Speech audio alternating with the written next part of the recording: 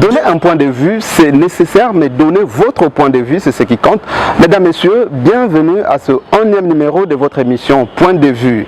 Au cours de ce numéro, nous allons recevoir pour vous son Excellence le ministre d'État en charge de la coopération internationale, intégration régionale et francophonie, à la personne du ministre Pépin Guillaume Manjolo, qui va nous parler de l'indépendance de la RDC 60 ans jour pour jour aujourd'hui.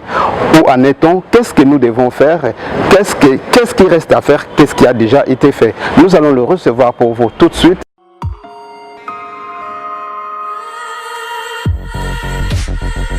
Comme annoncé, chers téléspectateurs, en marge des 60 ans d'existence de la République démocratique du Congo, nous recevons pour vous un politicien, un homme d'État, mais aussi membre du gouvernement de la République, en la personne de son Excellence le ministre d'État, en charge de la coopération internationale, intégration régionale et francophonie. Il s'appelle Maître Pépin Guillaume Manjolo, à qui nous allons dire bonjour Excellence. Bonjour. Avec lui, nous allons bien sûr parler de l'avant et après indépendance de la République démocratique du Congo. Comme tout fils du pays, il a un point de vue à donner qui peut aider ce pays à décoller. Je reviens vers vous, Excellence. D'abord, cette question, comment se comporte votre ministère pendant ce temps de la pandémie de la Covid-19? C'est un des ministères clés dans la mesure où nous sommes très souvent tournés vers l'extérieur en rapport avec la précarité d'un certain nombre de domaines qui sont les nôtres au niveau de la République.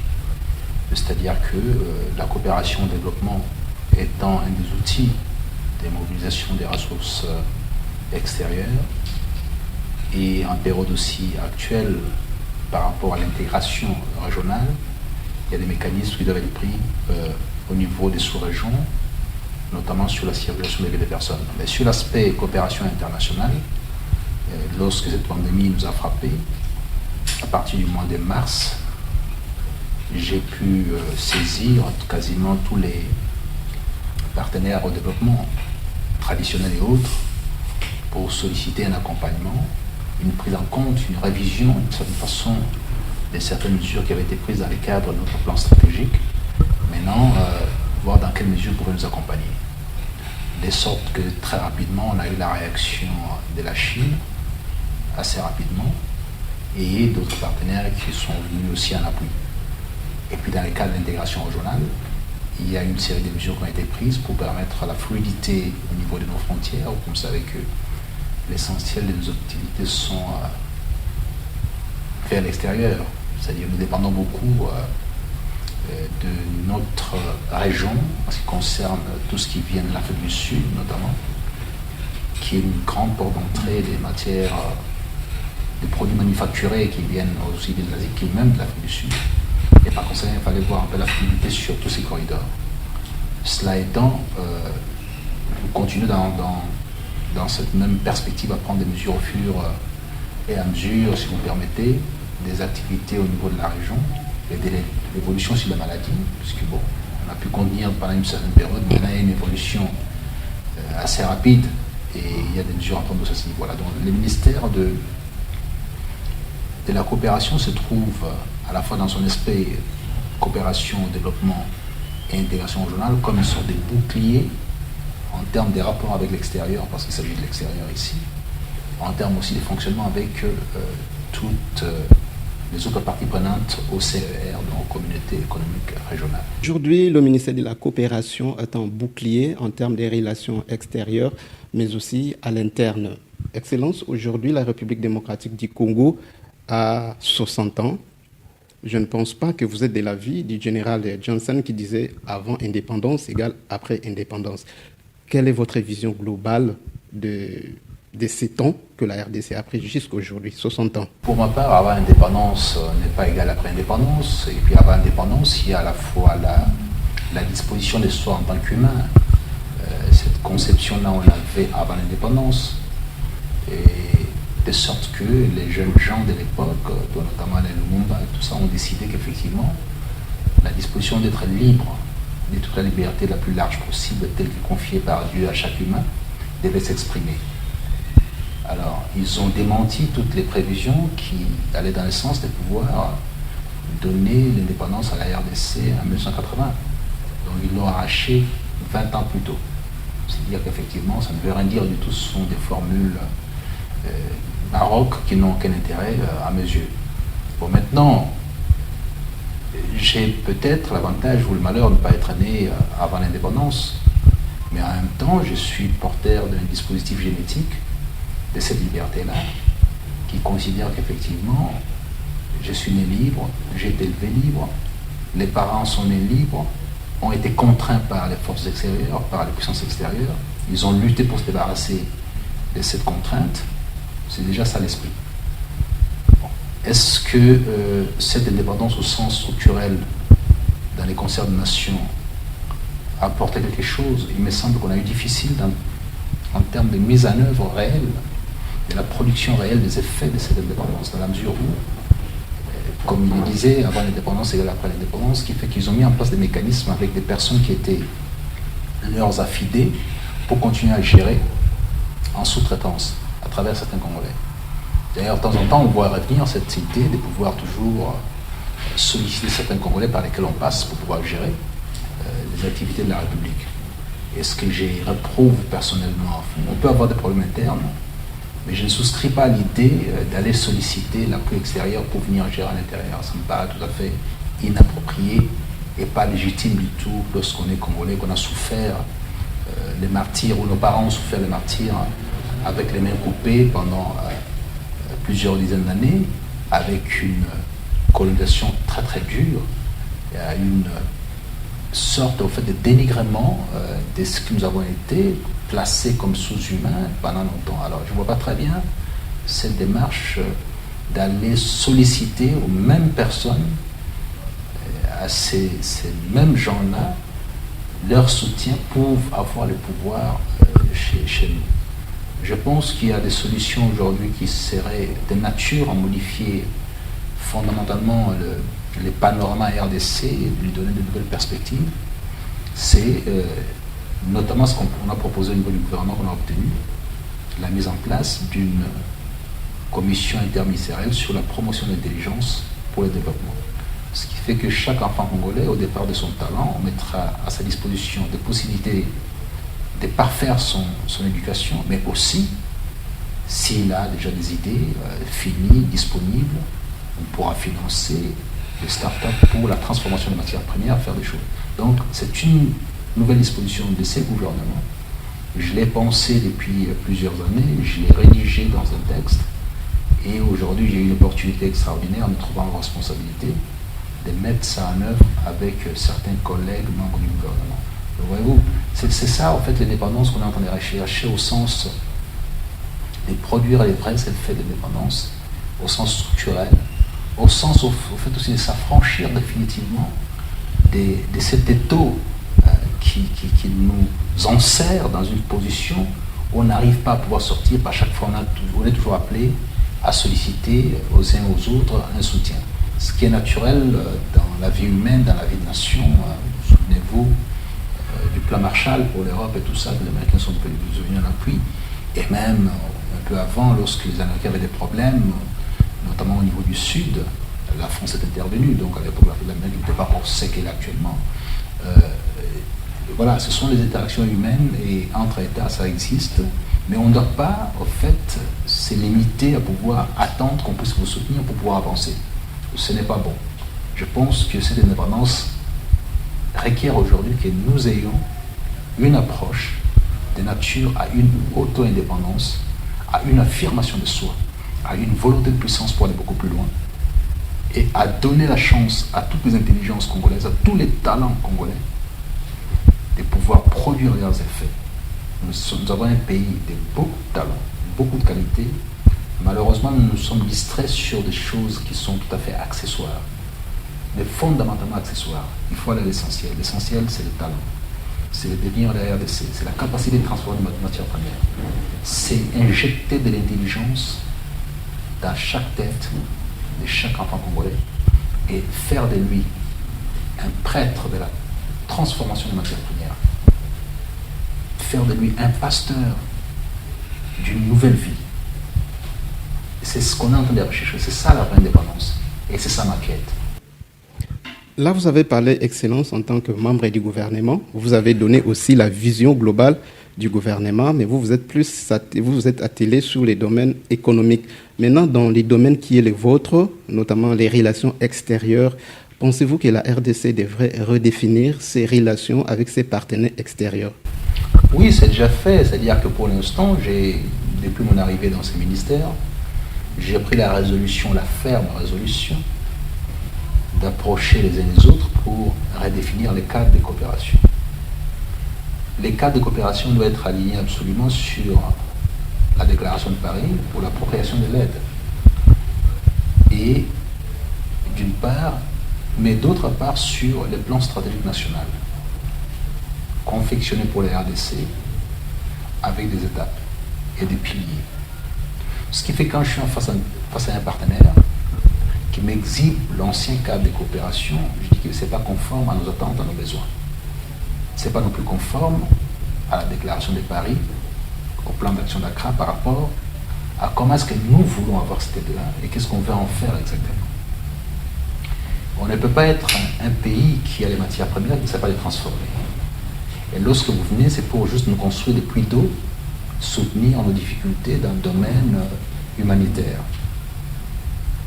C'est très bien, mais ce sont des pansements. Ce qu'on a besoin, c'est un travail de fond, structurel. Et ce travail structurel de fond requiert à notre niveau de pouvoir créer une classe de ceux qui pensent, qui cherchent, qui trouvent, qui transforment. Et pour cela, on a besoin de transfert de compétences, transfert de technologies, jumelage entre universités pour avoir des centres de recherche appliquées fondamentales. C'est la solution à nos problèmes. Les restes ne sont que des pansements. On doit sortir de cet état de pansement sans cesse, de plâtrer ici ou là. C'est important d'aller vraiment en substance sur notre réalité et ce qu'on veut. Partant de là, chaque cas de coopération intègre ce que je viens de dire.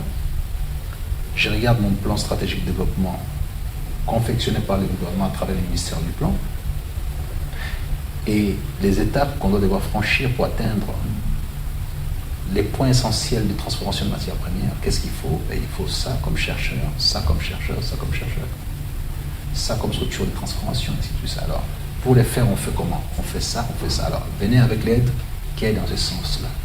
Faites la même chose, ici je parle des partenaires traditionnels, faites la même chose que vous avez faite avec le Japon, avec la Corée du Sud, dans une moindre mesure avec la Chine.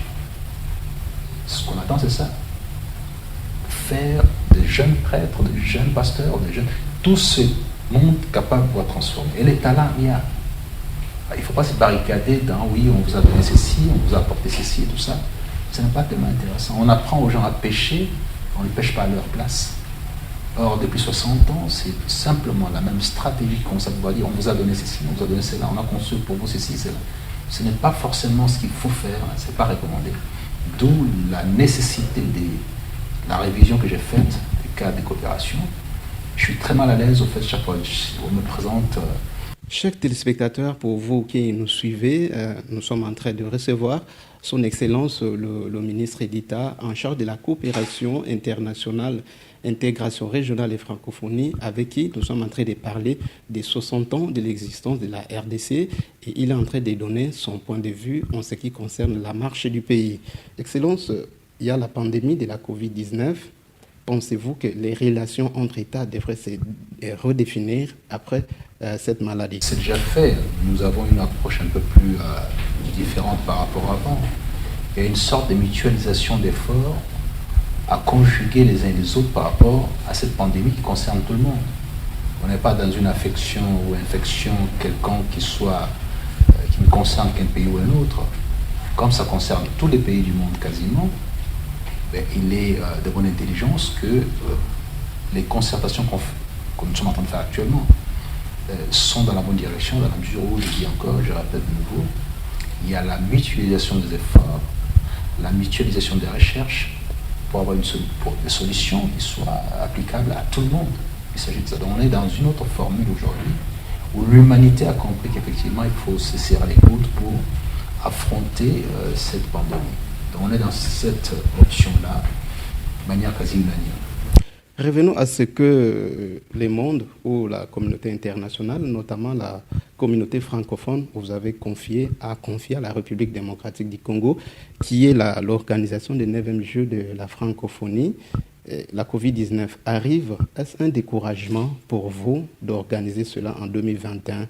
Est-ce que c'est une façon aussi de redéfinir les stratégies? Bon, il faut dire que la pandémie concerne tout le monde. Les Jeux avaient été prévus pour être organisés en 2021. Ça ne sera plus en 2021, ça sera en 2022. Parce que tous les événements qui avaient été prévus, les calendriers d'événements, notamment en ce qui concerne le secteur des Jeux, ces calendriers confectionnés par le comité olympique international pour tous ceux qui participent à ces choses-là, de sorte que les Jeux olympiques prévus au Japon en 2021, plutôt en 2020, ont été reportés en 2021. Cela étant,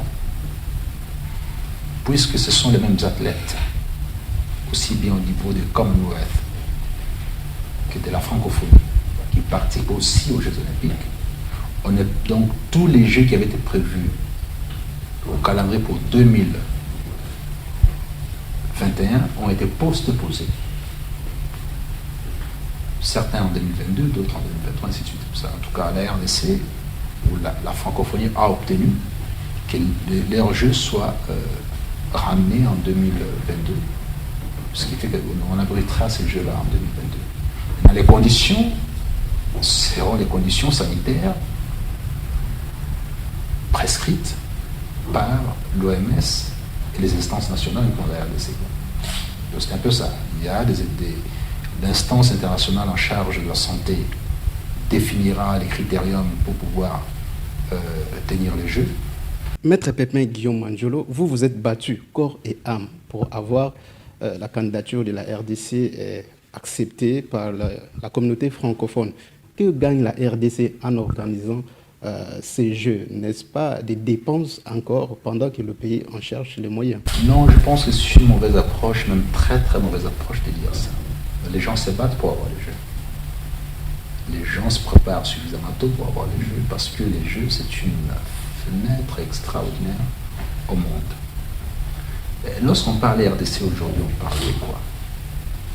On parle de viols, on parle de problèmes dans la partie Est, on parle de maladies. Est-ce qu'on a eu depuis un certain nombre d'années la possibilité de parler du talent RDC, de la promotion du talent RDC, de la culture RDC, de cette particularité de ces pays qui est composé de 420 peuples, qui parlent 420 langues au-delà des 4 langues nationales, qui a 420 cultures intégrées, qui a 420 philosophies, qui a plus de 420 systèmes musicaux. Ce pays, c'est un pays extraordinaire. Mais on ne le connaît pas sous cet angle-là, on le connaît sous le mauvais angle. Vous avez une opportunité extraordinaire aujourd'hui où toutes les lumières seront braquées sur la RDC pour que tous ces talents-là soient exprimés. 3500 jeunes vont débarquer en RDC. Tous les hôtels de Kinshasa seront occupés, puisqu'il y aura aussi plus de 1500 journalistes. Tous les hôtels de Kinshasa seront occupés. On va solliciter même les privés de pouvoir mettre à la disposition du comité national des Jeux de la francophonie leur maison pour que les gens puissent louer pendant cette période. Il faudra avoir des guides pour pouvoir faire circuler tous ceux qui viendront pour visiter un peu Kinshasa et tout ça, aller voir les bonobos, faire un peu le tour de Kinshasa. La musique congolaise sera mise à la lumière nécessaire, puisqu'on a la meilleure musique d'Afrique, sinon une des meilleures du monde. Voilà, vous avez tout un tas d'opportunités en termes de tourisme, de la promotion de tous nos talents, de la lumière sur la RDC, d'une visibilité autre que celle néfaste liée au travers de la RDC. Et un flot d'argent qui arrive. Lorsque vous occupez les hôtels, vous mangez, vous buvez. Et avoir une activité de cette importance, même si vous investissez l'équivalent des 10 millions de dollars, vous devez espérer les résultats autour de 200-300 millions de dollars. C'est ça le principe d'investissement dans ces cadres-là. Et non seulement ça, mais en même temps, ça vous permet de pouvoir rafraîchir vos infrastructures et construire de nouvelles infrastructures. Il est prévu qu'on puisse avoir l'aréna pour abriter des grandes manifestations, ce qu'on n'a pas jusqu'à aujourd'hui. Il est prévu qu'on puisse avoir des villages olympiques où on pourra continuer à former nos jeunes, les abrités, qui viendront de toute l'Afrique ou de toute la RDC, des 26 provinces, pour pouvoir être abrités à Kinshasa, faire nos jeux internationaux. On n'a pas toutes ces structures-là. Les jeux sont toujours l'occasion de pouvoir se développer, d'aller beaucoup plus loin, d'être visible, de former les jeunes gens. Et c'est tellement une manne importante en termes d'avancée, de visibilité, de la mise en perspective, en lumière de notre culture, de nos talents. Et puis il y aura un paquet de managers qui vont devoir circuler ici pour essayer de récupérer ici un musicien qui a du talent, qu'il faut amener en compétition extérieure, les jeunes talents au niveau du sport. Il y a tout ça qu'il faut prendre en considération. C'est pour ça que le monde entier, tous les pays sérieux ou conscients, sont prêts à pouvoir dépenser des sommes, mais très folles sommes, pour que leur pays soit à la lumière. La RDC a été connue dans les années 70 à la suite du coma de Ali Forman. C'était ici à Kinshasa. La terre entière en a parlé. Jusqu'aujourd'hui, c'est dans les annales. Ça a été considéré comme étant les combats du siècle. Ça s'est passé en RDC. Mais depuis, on a fait quoi? On n'a pas abrité la moindre activité de cette importance. C'est une fierté qui requiert, qui recommande, qui appelle la participation de tous. Parce qu'au moins, on pourra voir ce que nous sommes en dehors de nos différends, en dehors de nos problèmes internes, en dehors de certaines misères qu'on peut voir. Il y a une richesse immense en RDC qui n'est pas prise en compte.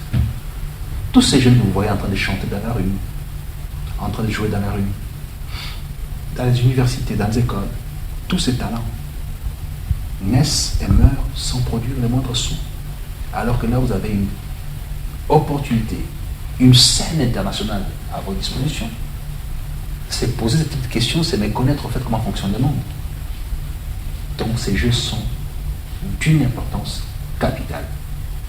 Le peu commettre apportera bien 10 fois, 100 fois, 200 fois plus, non seulement en termes pécuniaires, mais aussi en termes de visibilité, de facilitation, d'opportunités pour les pays et pour les jeunes.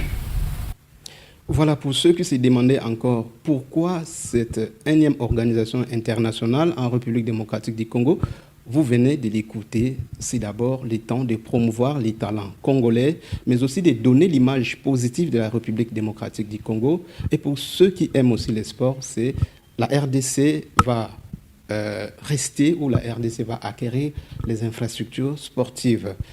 Revenons sur l'actualité. Maître Pépin Guillaume Anjolo, Excellence, on parle d'état des droits en République démocratique du Congo.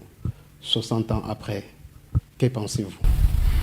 Oh, il y a eu un bond extraordinaire à partir de 2001-2006, mais plus corsé à partir de 2006. Vous savez, on est parti d'une situation post-indépendance à partir de 60, élection, mise en place du gouvernement, assassinat du Premier ministre, chef du gouvernement. Ce qui fait qu'on a mis entre parenthèses la démocratie pendant plus d'une quarantaine d'années. Plus d'une quarantaine d'années. On a mis entre parenthèses la démocratie. Avec l'avènement de la Troisième République, on a repris ce qu'on avait arrêté en 60-61. On a redémarré. en mettant en place les institutions, la constitution et les mécanismes de choix de chaque individu par rapport aux représentants de la population. Ce n'est pas parfait, mais c'est mieux, largement mieux que tout ce qui a été fait jusqu'aujourd'hui après l'assassinat du Premier ministre Loniba. Alors, ayant ces outils entre les mains, qui restent des parts des outils, bien que solides, mais aussi fragiles, au niveau de la gestion de la République, au niveau des responsabilités intellectuelles des uns des autres, même y compris spirituelles, la grande recommandation est d'observer les mécanismes de discussion sans cesse, l'art de la discussion et l'art de la contradiction sans cesse, sans pourtant sombrer ou dériver de ce qui est convenu par les textes. Quand les textes disent ça, vous les observez, vous les interprétez, vous les amendez, vous discutez, mais sans sombrer dans tout ce qui est extrême. Tout ce qui est extrême, à la limite, si ça doit exister, ça doit exister contre d'autres populations ou d'autres pays en dehors de chez nous. Mais au plan interne, ça ne doit pas exister. Il n'y a pas pire qu'une guerre civile. D'ailleurs, quand j'essaie de lire un peu, Cicéron dit la guerre civile, ce n'est pas une guerre, ce sont des tumultes. Parce que la guerre a des règles qu'il faut observer. La guerre civile n'a pas de règles. Ça s'appelle des tumultes. Il n'y a aucune règle. C'est tout le monde contre tout le monde. On ne regarde pas, il n'y a pas des armées qui se sont positionnées les unes face aux autres, tout ça, il y a des règles à faire. À telle heure, non, on ne peut pas. Si on lève le drapeau, vous arrêtez, donc on se souvient. Ça n'existait pas dans la guerre civile. C'est pour ça que la philosophie appelle ça les tumultes, selon Cicéron. Chose absolument à éviter lorsqu'on est dans la construction, dans l'édification d'une structure étatique. La chose à ne pas faire, c'est laisser la moindre option à la violence. La moindre option à la violence. Aucune violence, de quelque nature, ne peut se justifier. Toute frustration doit s'exprimer à travers les urnes ou à travers des propos. Violents soit-il, mais jamais à travers des actes de violence.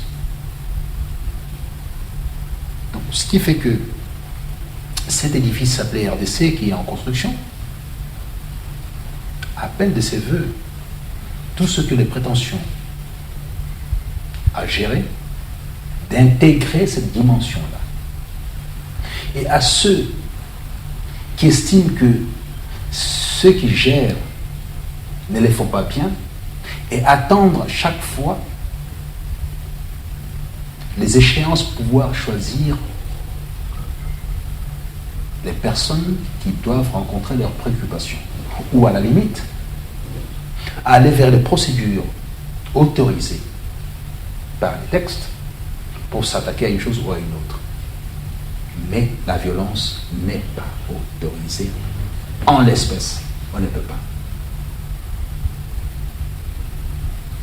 Sur le plan institutionnel, je pense que ça, ce sont des choses basiques à observer. Ça ne demande pas d'avoir fait Harvard ou avoir fait Saint-Cyr. C'est simplement une compréhension basique, accessible à tous. Voilà la réponse par rapport à ces points précis. État des droits, 60 ans après, c'est l'acceptation de l'autre. L'état des droits, c'est s'asseoir, mais aussi discuter avec l'autre. On ne peut pas accepter un moindre dérapage, petit soit-il. Il faut toujours s'asseoir, discuter sans s'écarter des lois. Ça sera presque votre mot de la fin, Excellence. Nous allons vous demander de regarder la caméra et dire à la population ce que vous pensez par rapport à ces 60 ans d'existence de la RDC.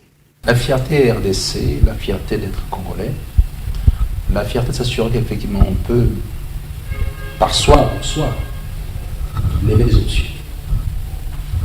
Et ces options doivent tenir compte de notre particularité en tant que peuple élu. Les gens ont cherché les peuples élus. Voici un peuple élu. Le peuple qui a tout sur son sol. Le peuple qui a tous les tableaux périodiques à sa disposition, avec toutes les matières premières. Le peuple qui a les forêts, qui a les savanes, qui a les rivières, qui a une population magnifique, extraordinaire, qui a une culture la plus intense. Le peuple qui a créé les mathématiques, avec les bâtons et les chambeaux. Ce peuple peut, s'il veut, faire partie des 5 à 10 peuples capables de gérer la planète.